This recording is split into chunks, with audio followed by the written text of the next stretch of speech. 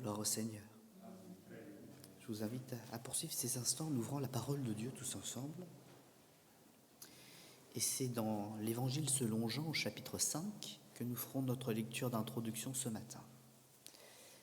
Évangile selon Jean, chapitre 5, à partir du verset 1er.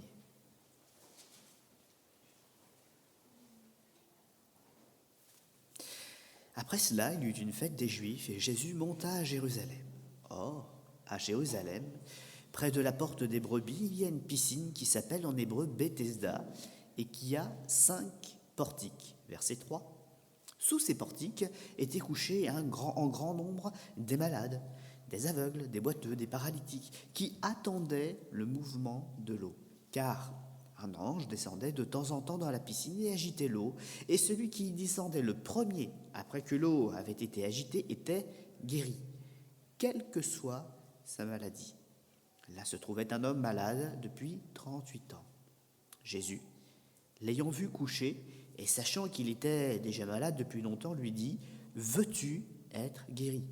Le malade lui répondit « Seigneur, je n'ai personne pour me jeter dans la piscine quand l'eau est agitée, et pendant que j'y vais, un autre descend avant moi. Lève-toi, lui dit Jésus, prends ton lit et marche. Aussitôt, cet homme fut guéri, il prit son lit et marcha. C'était un jour de sabbat. Les Juifs dirent donc à celui qui avait été guéri, c'est le sabbat. Il ne t'est pas permis d'emporter ton lit. Et il leur répondit, celui qui m'a guéri m'a dit, prends ton lit et marche. Amen.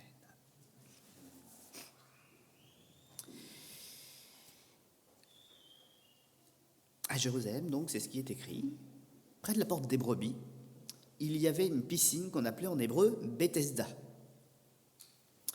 C'est un lieu, Bethesda, qui signifie maison de miséricorde. C'est un lieu qui semble être plein de promesses. La grâce aux malheureux semble être placée à cet endroit-là. Et les gens, visiblement, non seulement ils y viennent en foule, mais certains, pour être sûrs d'avoir la grâce, ils font comme à la sortie des grands blockbusters du cinéma, ils mettent leur temple jusqu'à ce qu'ils aient pu entrer. Et ils restent, tant qu'ils n'ont pas vu ou reçu. Et là, c'est exactement ça qui se passe.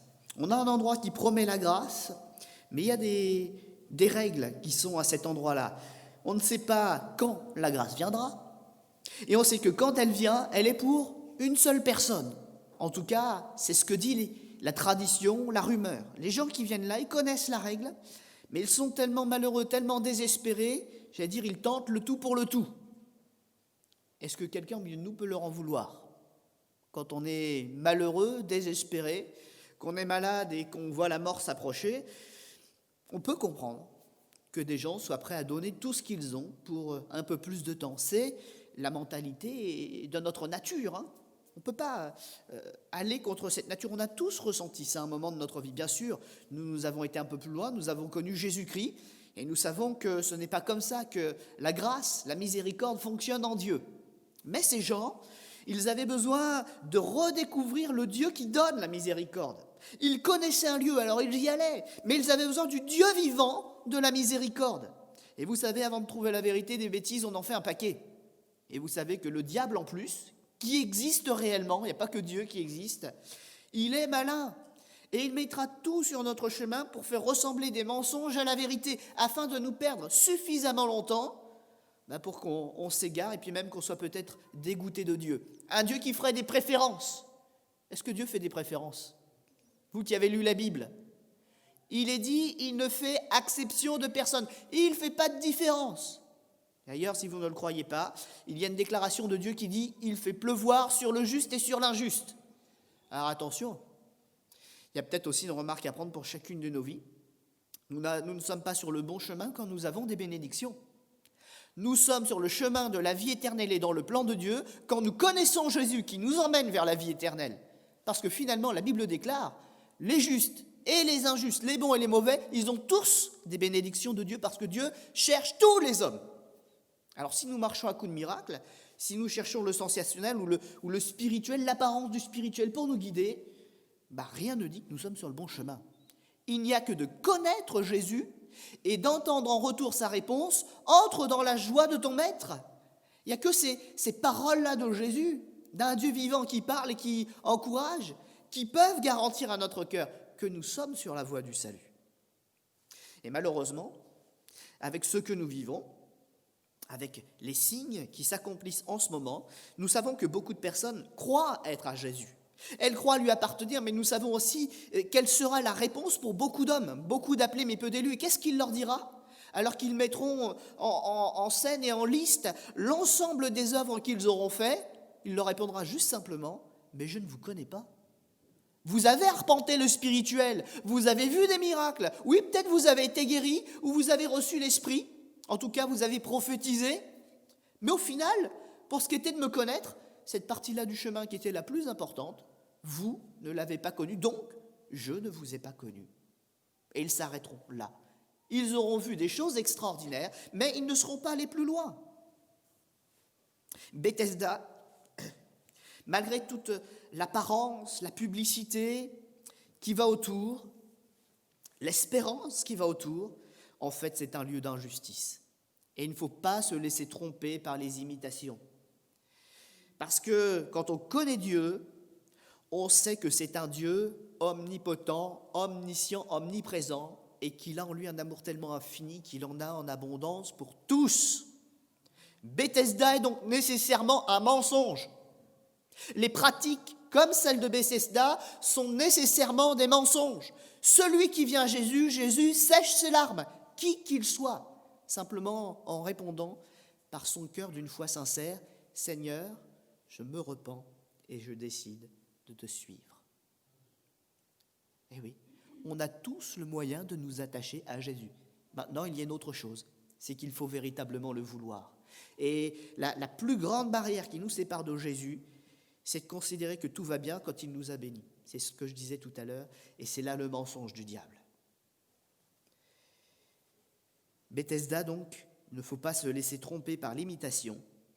Ça parle de guérison, ça parle d'ange, mais nulle part le détail n'est donné de qui donne la guérison et de quel type d'ange vient agiter l'eau. Vous savez que les démons, ce sont des anges qui ont quitté leur dignité, ils ont quitté la demeure céleste, l'endroit d'autorité dans lequel ils étaient censés exercer. Et qu'est-ce qu'ils ont fait ? Eh bien, ils sont venus agiter les hommes sur la terre pour les séparer de Dieu. Et l'ange dont il est question ici, je ne nie pas qu'il ait pu exister, le texte nous en parle et la Bible nous en donne l'exemple. Elle nous en parle.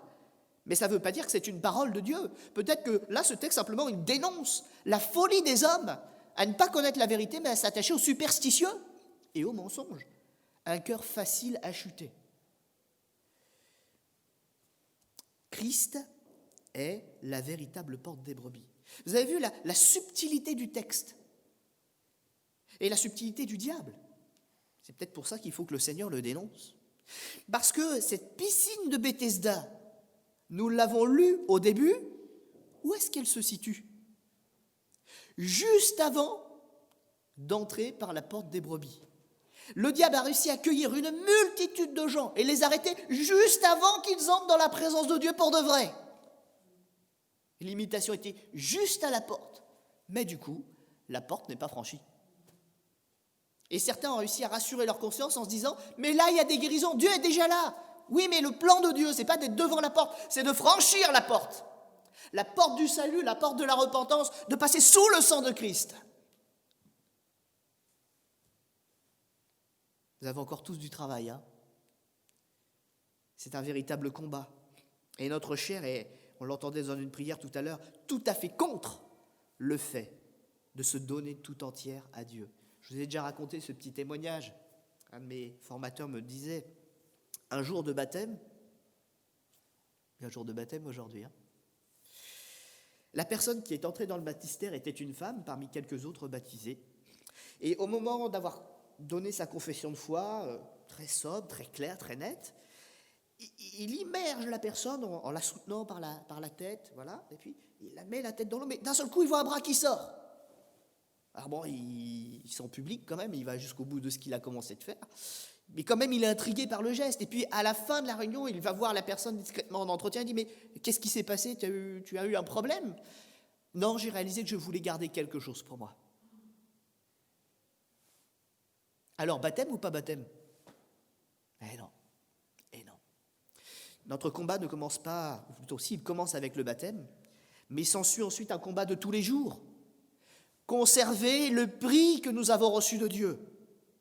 Être baptisé, 3 gouttes d'eau sur la tête, il n'y a même pas besoin de parler d'être chrétien, de passer par un baptême pour avoir de l'eau. Aller à la piscine, justement. Avant d'entrer dans le grand bassin, on vous fait passer sous la douche.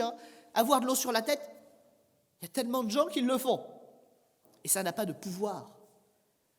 C'est là où est placée notre foi, notre sincérité, que se trouve la porte d'entrée du salut dans notre vie. Attention donc de ne pas nous tromper dans l'interprétation. L'eau est un élément de cette terre. Mais Dieu veut nous baptiser des choses qui viennent d'en haut. Une action de son esprit qui peut visiter la terre, mais qui n'est pas de cette terre. Et moi, ce que je vois, c'est que dans ce texte, encore une fois, on a placé sa confiance dans les choses matérielles que l'on pouvait voir, que l'on pouvait toucher, à côté desquelles on pouvait s'installer. Et ça, c'est trompeur. Il faut toujours faire attention d'être dans un lieu spirituel où c'est véritablement le nom et le pouvoir de Dieu qui agissent. Et si on nous dit « Dieu est là, Dieu est là, Dieu est dans telle pratique », revenons à l'Écriture, parce qu'elle nous donne le discernement pour ne pas nous tromper. Et si Dieu nous a donné un livre, s'il nous a demandé de l'ouvrir ensemble, de le partager ensemble, c'est que même un homme tout seul, même le meilleur, n'a pas la science de tous les mystères. Dieu a donné un peu à chacun pour que ensemble nous bâtissions notre éternité, le royaume de Dieu, que nous puissions nous encourager. Vous connaissez le grand échec d'Israël ? Dieu a fait d'eux pourtant une nation, en partant d'un ancêtre illustre, Abraham. Il est même parti d'Abraham, parce qu'on parle toujours d'Abraham, mais il est parti d'Abraham en fait. Il a dû avoir des transformations avant de devenir ce père-là. Et le grand échec d'Israël, ça a été qu'avec Dieu au centre, établissant sa loi, établissant ses fonctionnements, se faisant connaître par les prophètes, donnant des rendez-vous dans des rencontres et des fêtes solennelles, ce peuple a continué d'utiliser la loi pour juger les uns et les autres, pour savoir qui était le meilleur, alors qu'aucun n'était le meilleur. Il n'y avait que des perdus qui avaient besoin de la grâce. Et Dieu leur fait un reproche un jour, c'est qu'ils ont utilisé la grâce pour donner la mort. Ils ont utilisé la loi pour donner la mort. Alors qu'en fait, étant tous enfermés dans la mort, ils auraient dû s'encourager au meilleur en apprenant la richesse du pardon. En apprenant la richesse du pardon. Et Bethesda, c'est toujours la même démonstration. Il y en a toujours un qui pense être sauvé. Ça, c'est très français en plus, cet exemple-là. Il y en a toujours un qui pense être l'exception. On entend partout, il y a des malades, il y a ci, il y a ça. Oh, c'est loin, c'est loin. Et puis, paf, je serai l'exception. Alors, je peux faire ce que je veux. Et puis, voilà. L'exception, en réalité, elle n'existe pas. Quand on agit en insensé, eh bien, on a le salaire d'un insensé. Par contre, le Seigneur nous dit que ceux qui travaillent comme des prophètes ont des récompenses de prophètes. Bon, ça c'est à mesurer. Il y a beaucoup de prophètes qui ont été morts, qui sont morts de manière tragique. Mais vous comprenez ce que je veux dire. La récompense de l'esprit. Celui qui marche par l'esprit aura une récompense selon l'esprit. C'est vrai que ça attire pas tellement notre chair. On aime le sonnant et le trébuchant. Je travaille, je veux une vie confortable. Le calcul, il est vite fait dans notre tête. Mais l'esprit ne dit pas ça. Il dit « Amasse-toi des trésors dans les lieux célestes, où la teigne et la rouille ne peuvent pas atteindre ce que Dieu t'a donné. Et tu seras véritablement riche. » Mais le diable, il est subtil. Mara, le miracle des eaux dans l'Ancien Testament. Nous trouvons aussi, là encore, un miracle qui a été fait autour des eaux. Un peuple entier était assoiffé dans une marche au désert. Un voyage long. Il y a eu 2 ans, une bêtise et une errance de 38 ans. Mais il y a Mara. Quand on a besoin, parce que nous sommes en perdition, de l'action puissante de Dieu, il nous aime et il le fera. Mais je crois que cette traversée, Dieu aurait tellement l'aimé sans faire ce type de miracle. Pourquoi ? Parce que ce n'étaient pas des miracles qui étaient empreints de reconnaissance. Ces gens, ils tentaient l'Éternel, nous dit la Bible. Et quelque part, quand on dit « Seigneur, je suis toujours pas rassuré, Seigneur, j'ai toujours du mal, Seigneur, ci, Seigneur, ça », c'est juste qu'on est incrédule. Et les miracles, ils sont là pour nous dire « Je suis là ». Mais nous ne pouvons pas, parce que Dieu sait que ça nous perdrait, nous ne pouvons pas avoir des miracles à chaque fois que nous les demandons, parce qu'à un moment, notre cœur n'est plus tourné vers lui. Il est tourné vers la facilité, et le miracle. La foi, c'est difficile. C'est peut-être gratuit parce que Christ est mort pour nous à la croix, mais c'est difficile. Parce que ça nous oblige à mourir à nous-mêmes. Et tant qu'une personne n'est pas morte à elle-même, aucun miracle. Je vais même aller loin. Aucune parole de Dieu ne peut rien y changer. Aucune prière. Il faut un cœur brisé. Il faut un cœur contrit. Il faut s'humilier devant le Très-Haut pour pouvoir aller plus loin.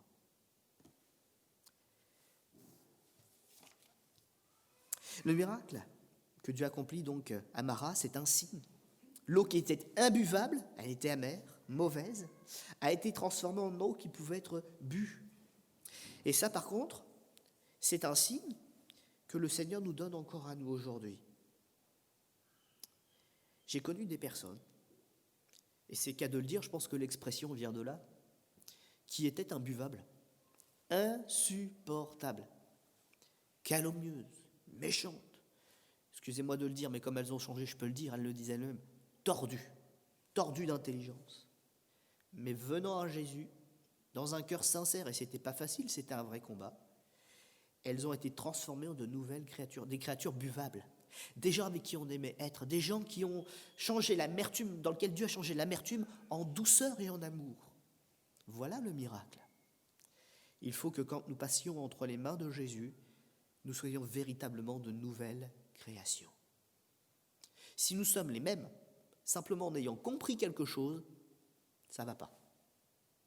Ce n'est pas de comprendre quelque chose, c'est que ça descend dans le cœur et que ça transforme quelque chose. Il faut que le témoignage qui va avec l'action de Jésus puisse être un témoignage, non pas le mien, mais le témoignage extérieur de ceux qui me voient vivre en disant « il a changé, elle a changé ». Sinon, nous nous mettons dans une fausse sécurité et nous nous mentons à nous-mêmes. J'ai fait une expérience un jour pour savoir un petit peu, essayer de comprendre un peu comment faire du bien aux autres. Je crois que je vous l'ai déjà raconté, peut-être quand je suis arrivé d'ailleurs, celle-ci. Il me semble que je l'ai déjà dite. C'était un soir de fête nationale. Bien sûr, vous savez, il y a les feux d'artifice, etc. Puis à Rouen, il y a les lumières sur la cathédrale, tous ces beaux tableaux, ces animations. Et j'étais sorti là avec... je devais rejoindre des amis qui étaient déjà sur la place principale. Et puis en cours de chemin, voilà, je suis dans la rue, je suis tout seul. Et j'ai un homme qui m'aborde, qui avait l'air habillé correctement. On aurait dit un monsieur tout-le-monde qui avait quitté son travail puis qui allait à un autre endroit. Mais quand il m'aborde, ce monsieur tout-le-monde qui avait vraiment rien de différent, ce n'était pas un sans domicile fixe, ce n'était pas quelqu'un qui avait une marque particulière, il me dit « Excusez-moi monsieur, ça va peut-être vous embêter que je vous aborde, mais j'ai faim. Je ne vous demande pas d'argent, mais simplement il y a une boulangerie juste là. Est-ce que vous voulez bien m'acheter juste un petit gâteau, quelque chose pour que je puisse manger? Je le mange devant vous, il n'y aura pas d'escroquerie, j'ai faim. » Alors, sur l'instant, j'ai eu un mauvais réflexe. J'ai dit non. Et dans mon cœur, le Saint-Esprit m'a dit, c'est moi qui te l'ai envoyé. J'ai ouvert ma poche, je lui ai donné 20 €. Et cet homme a glorifié Dieu, dans la rue. L'histoire ne s'arrête pas là. Je continue mon déplacement. J'arrive sur la place et puis je vois 2-3 gars là, en habit de misère, qui vont un peu de droite et de gauche. Bon. Et puis, le Seigneur me met à cœur, à lui aussi, tu lui donnes 20 €. Donc j'avais dépassé le monsieur, je fais demi-tour, je lui donne. Et cet homme, même pas un vrai merci, rien. Il avait juste réussi à avoir ce qu'il voulait. Il n'a pas rencontré Dieu. Il n'a pas su comprendre la grâce de qui était venu vers lui. Il n'a pas compris le geste tendu. Il s'est arrêté à ce qu'il a reçu. Merci monsieur, au revoir. Et nous sommes tellement comme ça. Tous, il n'y a pas d'exception. Vous, moi, le premier qui vient, tant que Jésus n'a pas été en profondeur là-dedans avant et qu'il y a travaillé même pendant des années, j'irais jusqu'à dire, on est toujours ce bonhomme-là. Toujours. Et même si on arrivait à dépasser le stade, ça revient vite. La chair cherche toujours à nous ramener en arrière, même pour 20 €, et parfois moins. Mais la vérité, celle qui rassasie notre cœur, cette eau pure, cette eau vive, cette eau qui désaltère, ça c'est le cadeau de Jésus ce matin. Et c'est tellement supérieur à l'argent de la terre, je vous l'ai dit tout à l'heure. Notre défaut, c'est de chercher quelque chose de rassurant parce qu'on le voit. Mais ce qui vient de Dieu, on ne le voit pas, mais c'est tellement supérieur, ça vient d'en haut. ce matin, ne te réjouis pas d'être dans une église. Réjouis-toi de ce que Dieu a été appelé au début de ce rendez-vous et je suis convaincu qu'il l'a honoré.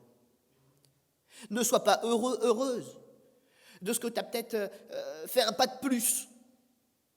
Mais glorifie le Seigneur parce que là, maintenant, tu peux prendre cette décision de t'attacher à Jésus et de repartir avec lui.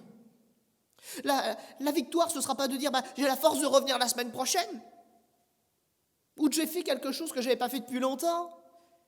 La force que Dieu nous donne en cet instant, c'est de repartir délivré, sauvé et marchant vers la vie éternelle.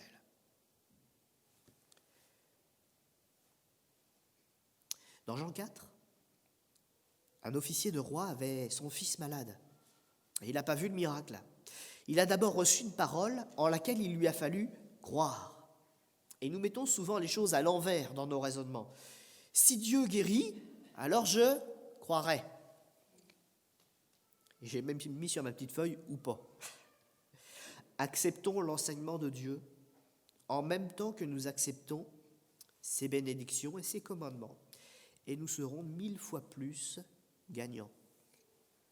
Parce que quand Jésus nous parle, il ne donne pas une parole simplement pour solutionner notre problème de l'immédiat.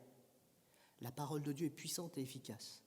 Quand il nous donne un conseil, qu'on le serre dans notre cœur et qu'on dit, voilà, j'en ai pas juste besoin pour l'instant, je comprends que ça vient de Dieu, ça continuera d'avoir d'autres répercussions. Si nous prenons avec joie la parole de Dieu, que nous la laissons entrer dans notre cœur, mais que nous ne la laissons pas partir ensuite, vous verrez combien cette parole reviendra avec puissance tout au long de votre vie et qu'elle vous donnera encore d'autres grâces et d'autres bénédictions. Et la plus grande, c'est que vous serez devenus comme ces personnes que Jésus reconnaît comme ses amis. Parce que là, vous le connaîtrez. Vous connaîtrez sa mentalité, sa façon de réfléchir. Vous serez attaché véritablement à lui. La parole de Dieu, je vais donc terminer assez rapidement maintenant.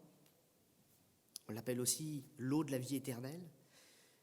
Certains se sont laissés prendre au piège de la superstition.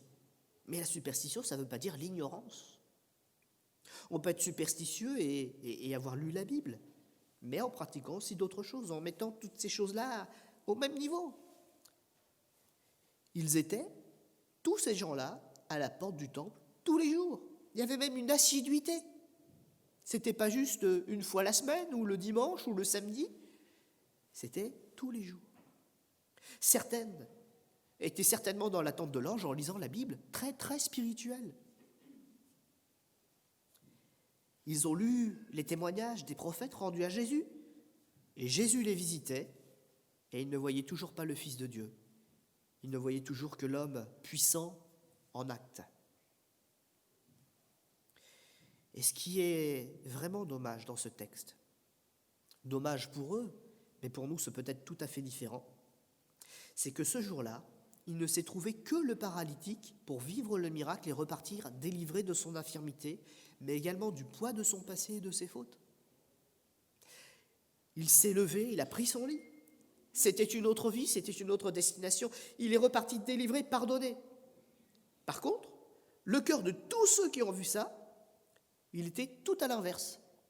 Ils lui ont fait des reproches. Ils ne se sont pas réjouis de sa délivrance. Ils n'ont pas dit, oui, ça s'est passé différemment, mais Dieu a guéri, il se passe vraiment quelque chose là. Ils ont dit, c'est le sabbat, t'as pas le droit de faire ça. Même devant le miracle, ils n'ont pas pu louer Dieu. À quoi sommes-nous attachés ? Que défendons-nous ? Tradition, opinion, notre vision de la vérité ? Souvent, quand j'ai des entretiens, j'essaie d'être prévenant. Donc j'essaie surtout d'amener les gens à se positionner par eux-mêmes. J'évite, vous savez, de leur rentrer dedans, comme on dit. Ça m'arrive, mais ce n'est pas trop ma démarche. En général, je suis plutôt à leur expliquer pour qu'ils puissent comprendre et prendre une vraie décision, une vraie position. Mais ce matin, j'aimerais faire un peu différemment. Sur ma feuille, j'ai barré ce que j'avais écrit. J'ai marqué « Quelle eau désireriez-vous recevoir pour votre vie ?» Mais ce matin, je ne le dirai pas comme ça. Depuis le temps qu'on prêche l'évangile dans cette assemblée, et autour de cette assemblée et dans d'autres villes, j'aimerais faire ce constat qui est une déclaration de l'Écriture elle-même. nous ne savons pas ce qui est bon. Nous ne savons même pas demander ce qui est bon pour notre âme. Quelque part, le péché et son grain de folie sont toujours là, quoi que l'on fasse, même quand on parle de Jésus. Aussi Dieu a dit, il a répondu quelque part à notre place, tu as besoin de repentance et tu as besoin de donner ton cœur à Jésus. Donc je ne vais pas te dire ce matin, prends une décision, je vais te dire, entends ce que Dieu te dit, ce que tu dois faire. Repens-toi à cause du pardon de tes péchés. Engage-toi avec Jésus, change de vie. Nous allons incliner notre front un instant.